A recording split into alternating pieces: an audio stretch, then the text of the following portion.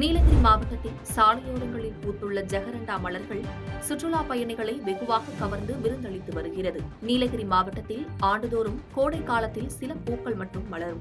இதில் சாலையோரங்களில் பூக்கும் jacaranda, flame of the forest போன்ற மலர்கள் சுற்றுலா பயணிகளை கவர்ந்து வருகிறது.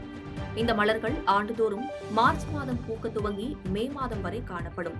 தற்போது இந்த மலர்கள் ஊட்டி கோவை சாலையில் மரப்பாலம் முதல் பர்லியார் வரையிலும், ஊட்டி கோத்தகிரி சாலை, மசினகுடி சாலை என பல்வேறு இடங்களிலும் பூக்க துவங்கியுள்ளது. சுற்றுலா செல்லும் பயணிகள் சாலையோரத்தில் உள்ள மலர்களை கண்டு ரசித்து செல்கின்றனர்.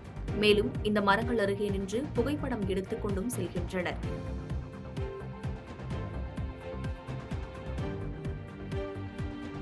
பாதகம் செய்பவரை கண்டால் நாம் பயங்கொள்ளலாகாது பாப்பா, மோதி மிதித்து விடு பாப்பா, அவர் முகத்தில் உமிழ்ந்து விடு பாப்பா. அண்மை செய்திகளை உடனுக்குடன் தெரிந்து கொள்ள இணைந்திருங்கள் இயம்நாடு தொலைக்காட்சியுடன்.